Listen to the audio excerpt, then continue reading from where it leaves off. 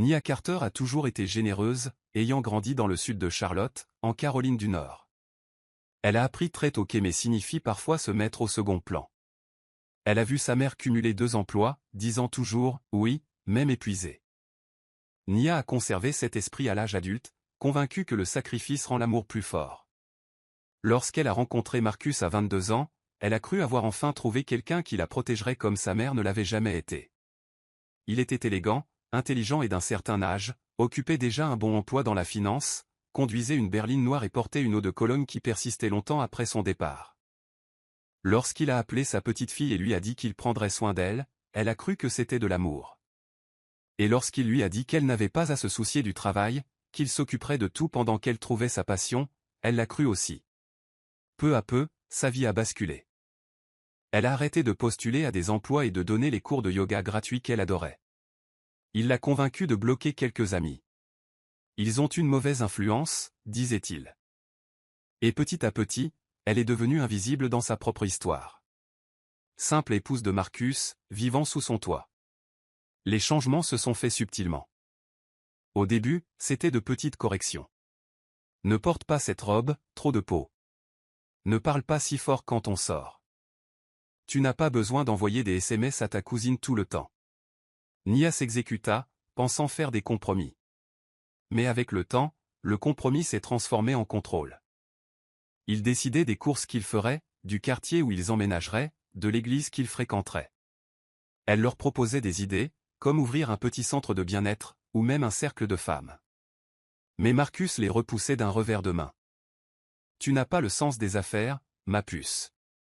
Sois honnête. Le mot la piqua, mais elle sourit quand même. Les disputes ne lui servaient à rien, elles le rendaient seulement plus froid.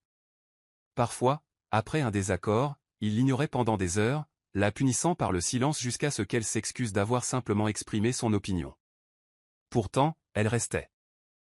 De temps en temps, il lui offrait un cadeau, l'emmenait dîner et lui murmurait « Tu es mon monde ».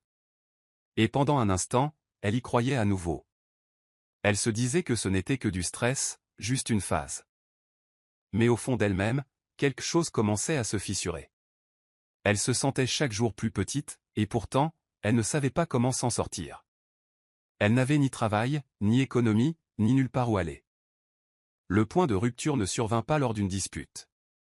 Il survint lors du dîner, préparé par Nia comme toujours, assaisonné à sa façon, servi dans les assiettes en céramique qu'ils avaient reçues en cadeau de mariage. Ils mangeaient en silence lorsque Marcus fouilla dans son sac de travail en cuir, en sortit une enveloppe en papier craft et la glissa sur la table. « C'est fini », dit-il sans lever les yeux de son assiette. « Les papiers du divorce. » Nia cligna des yeux, incertaine d'avoir bien entendu. « Quoi » murmura-t-elle. « J'en ai marre », répéta-t-il en mâchant comme si c'était un mardi comme les autres.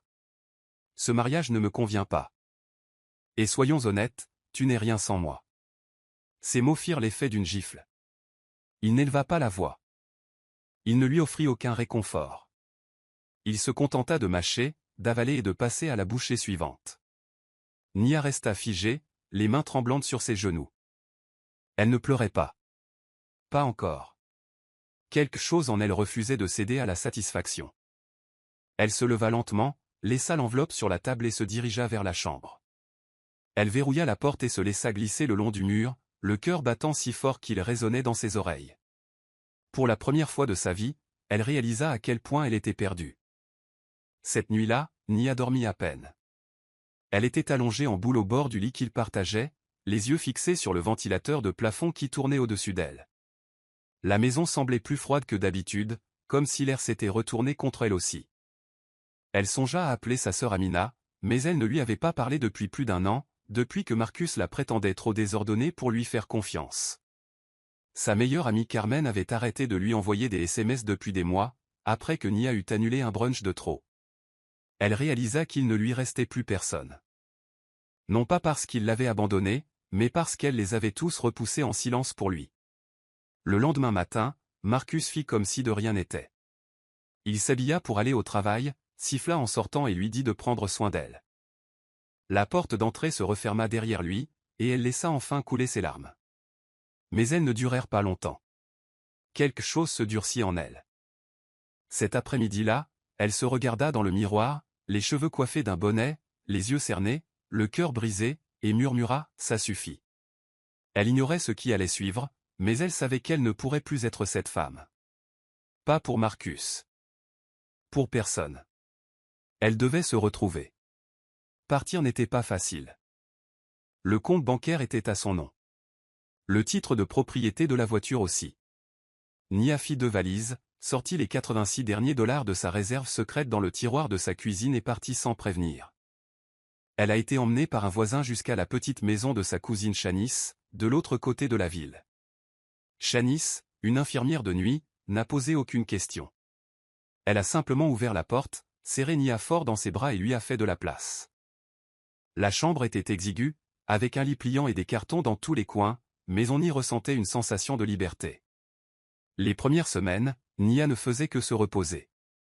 Elle dormait tard, buvait du thé en silence et pleurait quand elle en avait besoin. Puis, petit à petit, elle a recommencé à s'étirer, tant physiquement que spirituellement. Elle accompagnait Shanice pour des promenades, empruntait des livres de la bibliothèque sur le travail et donnait même un cours de yoga gratuit le samedi dans un centre communautaire du centre-ville. Elle n'en faisait pas la publicité. Elle n'en a rien dit. Elle est simplement venue, un cours après l'autre. Son corps était raide, sa voix tremblait au début, mais plus elle bougeait, plus elle se souvenait. Voilà qui elle était avant Marcus. Voilà la femme qu'il essayait d'effacer. Nia trouva un emploi à temps partiel dans un petit magasin de bien-être appelé Heart and Essence.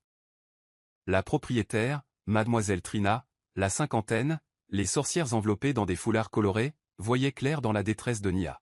« Tu portes une tempête en toi, ma belle », lui dit-elle un après-midi en lui tendant un paquet de sauge pour qu'elle le réapprovisionne. Nia ne nia pas, mais Mademoiselle Trina n'insista pas. Elle laissait simplement à Nia des heures pour se réveiller, de l'espace pour apprendre et des mots doux pour grandir. Chaque semaine, Nia commençait à agir avec plus de détermination. Elle gagnait juste assez pour payer sa part de course et ses factures chez Shanice, mais ce petit revenu lui donnait l'impression d'être indépendante.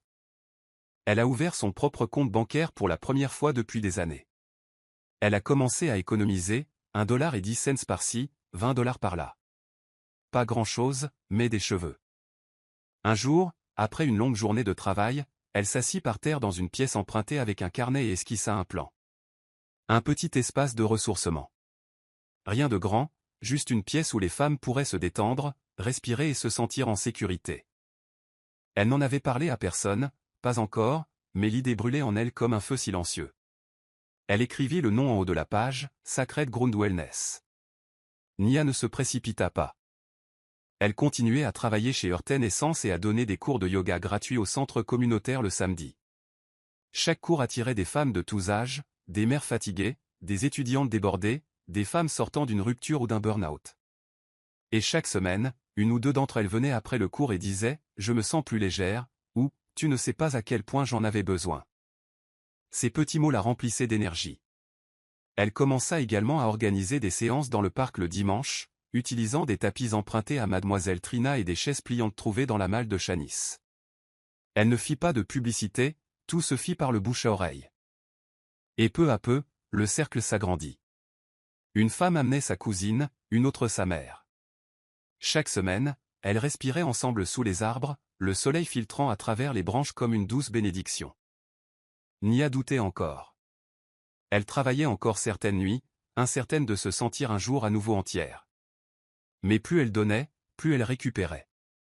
Elle ne cherchait pas à être parfaite, elle essayait juste d'être présente. Et cela lui suffisait. Pour la première fois depuis des années, elle vivait la vie qu'elle avait choisie, et non celle qu'on lui avait imposée. À la fin de la première année, Nia avait économisé suffisamment pour louer une petite chambre au-dessus d'une laverie automatique, côté haie. Les murs étaient ternes, les sols avaient besoin d'être cirés et le ventilateur de plafond grinçait, mais elle voyait une possibilité. Avec l'aide de Shanice et de quelques élèves, elle a nettoyé chaque recoin, peint les murs dans des tons terreux et aménagé son espace avec des coussins, des bougies et des miroirs chinés au fil du temps. Elle a accroché une pancarte au-dessus de la porte, « Bien-être en terre sacrée ». Il n'y a pas eu d'inauguration officielle, juste Nia, quelques tapis de yoga et son courage. Elle a proposé des cours à la carte et a laissé la porte ouverte. Le premier jour, seules 2 femmes étaient présentes, mais elles ont pleuré pendant ces vasanas. Le deuxième jour, 4 femmes sont venues, et dès la deuxième semaine, elles donnaient des séances complètes 2 fois par jour. Pourtant, elles gardaient la tête basse, restaient humbles, sans grandes annonces, juste au service du public. Nia gagnait suffisamment d'argent pour commencer à rembourser Shanice, payant même les courses certaines semaines. Sa voix s'amplifia, son corps se calma. Elle ne courait pas après le succès. Elle construisait une sécurité pour elle-même et pour les autres, et ce faisant, elle devint quelqu'un que même Marcus ne reconnaîtrait pas. Pendant ce temps, la vie de Marcus ne se déroula pas aussi bien qu'il l'espérait. Après le divorce, il recommença à fréquenter des femmes, pensant pouvoir facilement remplacer Nia. Mais les femmes qui l'attiraient ne restaient pas fidèles. Elles n'étaient pas impressionnées par son titre. Certaines étaient rebutées par la façon dont il parlait de son ex-femme. « Tu la laisses rester à la maison toute la journée, et maintenant tu es en colère ?» demanda une femme sans détour. Son travail commençait à le fatiguer. L'entreprise fusionna avec une entreprise renommée d'Atlanta, et la nouvelle direction commença à durcir les règles. Marcus, qui avait autrefois erré comme s'il était le maître de l'immeuble, n'était plus qu'un simple cadre intermédiaire aux idées dépassées. Lorsqu'il fut licencié 18 mois plus tard, il n'en parla à personne, pas même à sa famille. Il emménagea dans un appartement moins cher, vendit sa voiture pour une somme modique et commença à postuler en ligne. Personne ne le rappelait. Pour la première fois de sa vie d'adulte, Marcus se sentait impuissant. Et quelque part au fond de son esprit, une pensée commença à lui murmurer « J'ai peut-être fait une erreur ». Mais son orgueil l'empêchait de le dire à voix haute. Pas encore. Près de 3 ans après le divorce, Marcus la revit. Il venait de terminer un travail temporaire de livraison de fournitures de bureau et empruntait une rue qu'il n'avait pas empruntée depuis des années. C'est alors qu'il remarqua le panneau « Sacred Ground Wellness ». Ce nom lui dit quelque chose, mais ce n'est qu'en se garant et en regardant par la fenêtre qu'il la vit, Nia. Ses cheveux étaient coiffés en chignon, son corps posé et fluide tandis qu'elle guidait une classe à travers une séance de respiration profonde. Elle paraissait paisible, forte, sereine. Marcus se tenait là, figé, la regardant sourire doucement aux femmes autour d'elle. Il n'arrivait pas à se réconcilier. Ce n'était plus la femme qu'il avait quittée. Ce n'était plus celle dont il avait dit qu'elle ne serait rien sans lui. Il resta dehors jusqu'à la fin de la séance. Lorsqu'elle sortit pour aller chercher de l'eau à la fontaine du couloir, elle le remarqua. Leurs regards se croisèrent. Elle ne broncha pas. Elle ne sourit pas. Elle hocha simplement la tête, un signe de tête discret, et se détourna. Et pour la première fois de sa vie, Marcus ressentit quelque chose qu'il n'aurait jamais cru ressentir à nouveau en présence de Nia. La honte. Marcus ne parvenait pas à se défaire de l'image de Nia dans son propre studio, calme et maîtresse d'elle-même. Ce soir-là, assis dans son appartement sombre, il parcourait le site web sommaire de son studio. C'était simple, quelques pages seulement, des couleurs douces, une courte biographie. Aucune photo d'elle. Pas de grande déclaration de mission. Juste les mots, un espace pour que les femmes puissent respirer à nouveau. Cette phrase l'a profondément touché. Il repensa à toutes les fois où il l'avait rabaissée, lui avait dit qu'elle n'était pas prête, qu'elle n'avait pas ce qu'il fallait. Et maintenant, elle tenait quelque chose de réel, quelque chose qu'il ignorait même qu'elle était capable de construire. Il ne dormit pas beaucoup cette nuit-là. Sa chambre semblait trop calme, trop vide. Le lendemain, il entra au centre de bien-être Sacred Ground sous prétexte d'essayer un cours. Il se tint au fond, espérant qu'elle ne le remarquerait pas. Mais elle l'a fait. Elle n'a rien dit, cependant. Elle a accueilli la salle comme elle le faisait toujours, chaleureuse, posée, accueillante. Mais pas pour lui. Elle le regardait droit à travers, comme s'il n'était rien de plus qu'un corps parmi d'autres dans la pièce. Et pour la première fois, Marcus comprit ce que signifiait perdre l'accès à quelque chose de sacré. Après le cours, Marcus s'attarda. Il observa les femmes remercier Nia par des câlins et de doux sourires. Il vit la façon dont elles la regardaient, avec respect, confiance, et même affection. C'était lui, autrefois. Du moins, c'est ce qu'il pensait. Lorsque la pièce se vida enfin, il s'approcha d'elle lentement. « Nia, dit-il, incertain de pouvoir répondre. Elle se retourna, le visage indéchiffrable. « Marcus ?» Sa voix était calme, pas froide, mais pas engageante non plus. Il s'éclaircit la gorge. Je ne savais pas que tu avais créé une entreprise. Elle inclina légèrement la tête. Je ne pensais pas que ça valait la peine d'en parler. D'après toi, je n'étais pas capable de grand-chose. Ça l'a blessée plus profondément qu'elle ne l'avait probablement prévu.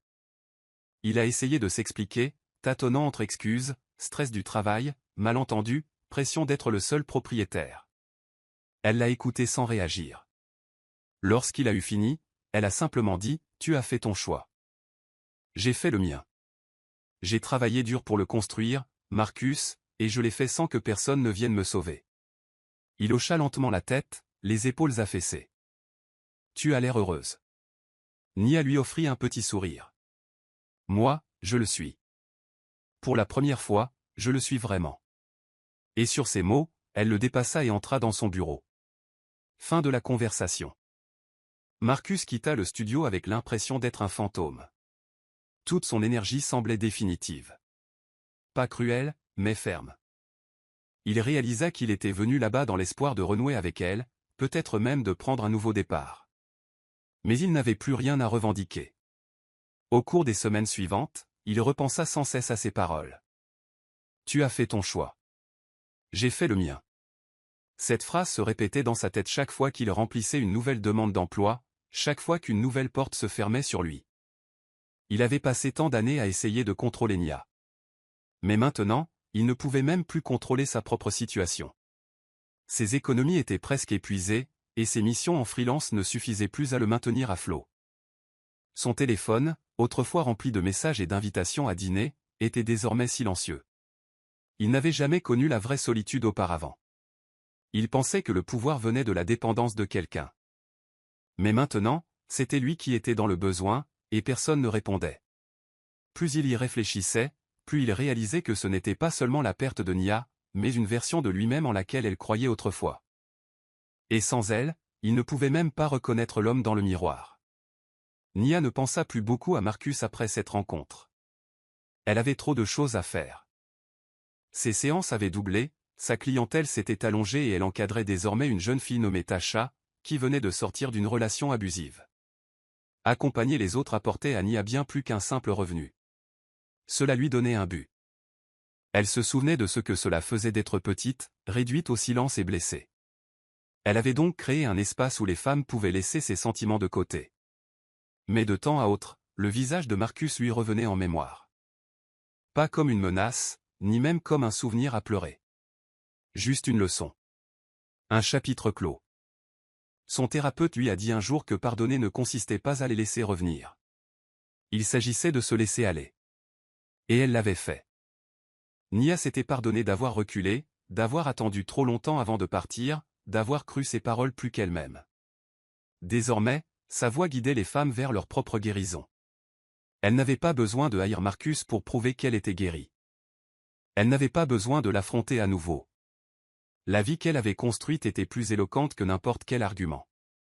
Mais la vie est une façon de revenir en arrière.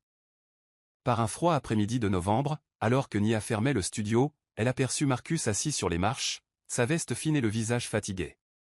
Elle hésita, mais s'approcha. « Ça va ?» demanda-t-elle. Il leva lentement les yeux. « J'ai perdu mon appartement, dit-il.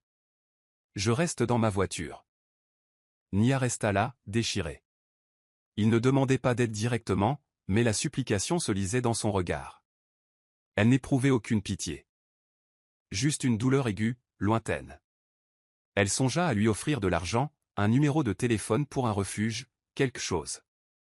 Mais au lieu de cela, elle resta assise à côté de lui un moment, le froid du béton les terrassant tous deux. « J'attendais ce moment, » admit-elle doucement.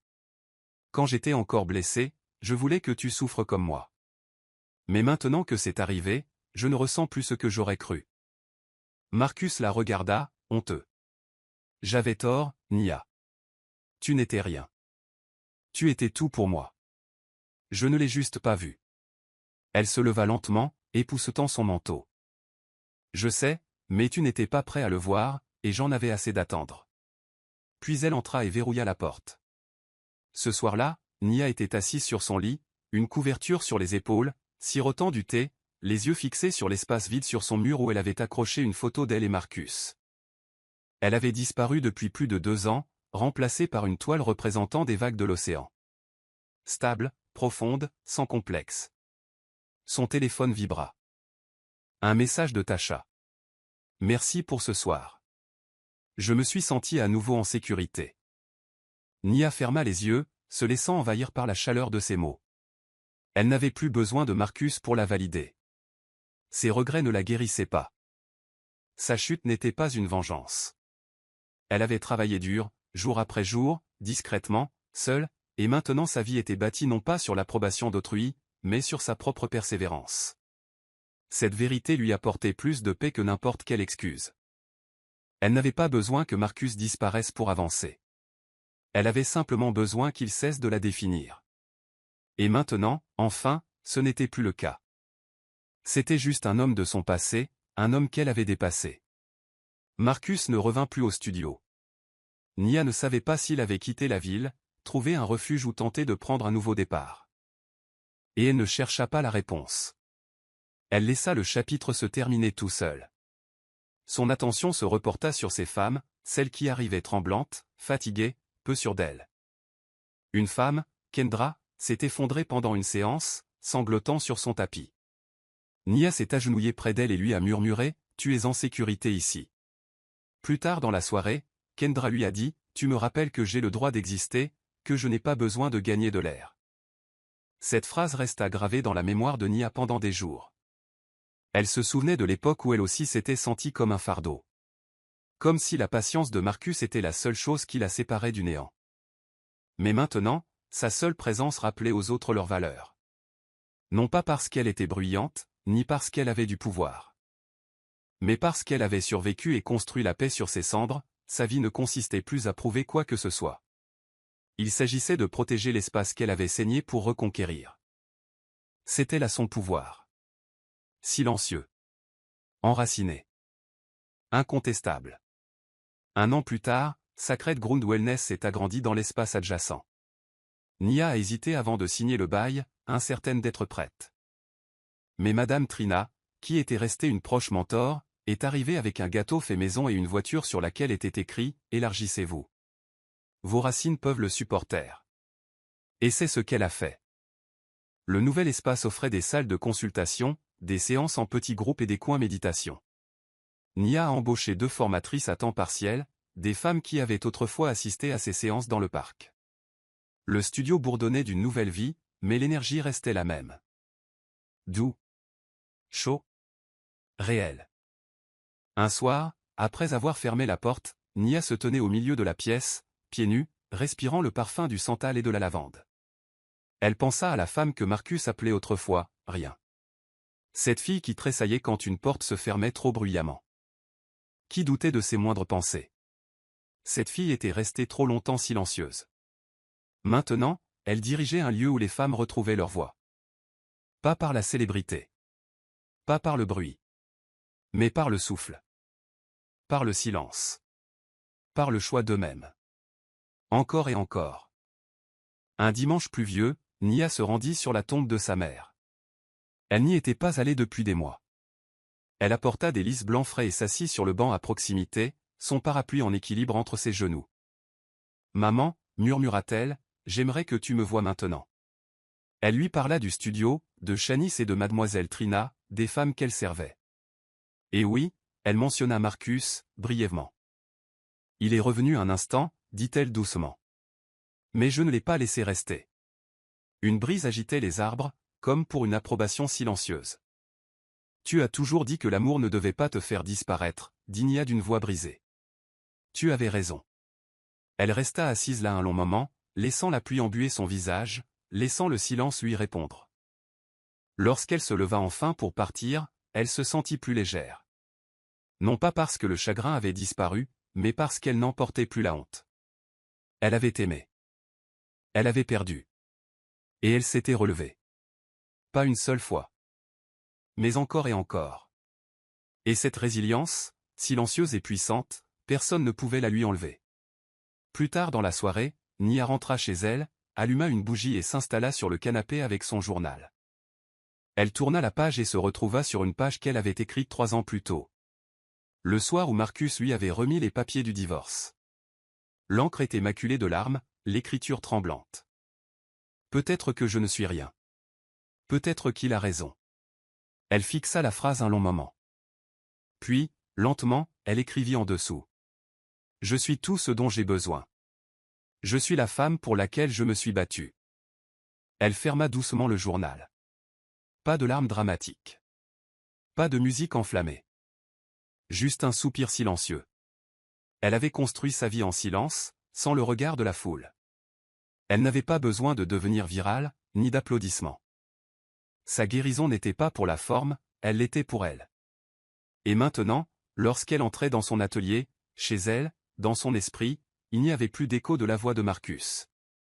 Seulement la sienne. Fort. Clair. Entier. Au printemps suivant, Nia reçut une lettre soigneusement pliée dans une enveloppe sans adresse de retour. Le cachet de la poste indiquait la ville. À l'intérieur se trouvait un petit mot manuscrit, écrit dans l'écriture familière de Marcus. Je ne m'attends pas à ce que tu me répondes. Je voulais juste te dire que j'avais tort. Tu n'avais pas besoin de moi. J'avais besoin de toi. Et je ne m'en suis rendu compte que trop tard. J'espère que tu vas toujours bien. Tu le mérites. Elle l'a lu une fois, puis relu, et l'a mis de côté. Non pas que cela n'avait plus d'importance, mais parce que cela ne pesait plus. Elle ne ressentait ni triomphe ni amertume. Juste de la distance. Ces mots, autrefois si lourds, lui semblaient désormais insignifiants. Elle rangea la lettre dans un tiroir. Non pas pour la garder comme souvenir, mais parce qu'elle n'avait pas sa place à la poubelle non plus. C'était la preuve que quelque chose était terminé. Quelque chose auquel elle avait survécu. Elle n'avait pas prévu de réagir. Certaines choses ne se terminent pas par une conversation. Elles se terminent par le fait de savoir qu'on est passé à autre chose sans avoir besoin du dernier mot. Cette même semaine, Tasha a animé son premier cours de yoga pour débutants à Sacred Ground. Nia observait depuis le fond de la salle, le cœur gonflé de fierté. Tasha, autrefois incertaine et silencieuse, avançait maintenant avec grâce et force. Après le cours, elle se tourna vers Nia et lui dit « Je n'y serais pas arrivée sans toi. » Nia sourit et secoua la tête. « Tu as réussi parce que tu as choisi de venir. J'ai juste tenu la porte ouverte. » C'est ainsi que Nia percevait désormais son travail. Non pas comme un sauveur, mais comme un témoin. Elle a créé l'espace. Mais la guérison? Elle leur appartenait. Chaque femme qui entrait dans son atelier portait sa propre histoire. Et Nia honorait cela. Elle n'essayait plus de sauver ou de prouver quoi que ce soit. Elle laissait simplement place à la vérité, à la croissance, à la respiration. Et ce faisant, elle se laissait aussi une place. Sa vie ne consistait plus à fuir Marcus ou à lui prouver qu'elle avait tort. Il s'agissait de devenir pleinement celle qu'elle avait toujours voulu être. Shanice passa dîner ce vendredi soir, apportant son rire sonore et une bouteille de vin. Les deux femmes étaient assises par terre, mangeant des plats à emporter et se remémorant les premiers jours. « Tu te souviens comme tu pleurais en pliant ce futon ?» la taquina Shanice. Nia rit en se couvrant le visage. « Ma fille, j'étais brisée. » Shanice a levé son verre. « Et maintenant, tu es entière. » À la guérison. Leurs verres trinquèrent doucement et avec réalisme. Nia savait qu'elle ne serait pas là sans le refuge tranquille de Shanice. Sans le sol dur qui lui avait d'abord donné la sensation de liberté. Chaque instant de son parcours comptait. Le chagrin. La faim. La lente reconstruction. Elle n'avait pas hésité. Elle avait tout ressenti. Et grâce à cela, elle avait mérité chaque parcelle de joie qu'elle possédait désormais. Pas bruyamment. Pas publiquement. Mais profondément. Cette nuit-là, en se glissant dans son lit, elle murmura un merci discret à l'obscurité.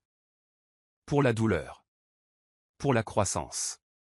Et pour la force de continuer à se montrer. Des semaines plus tard, alors qu'elle animait un cercle de méditation, Nia a demandé aux femmes de placer une main sur leur poitrine et l'autre sur leur ventre. « Sentez votre respiration », a-t-elle dit doucement.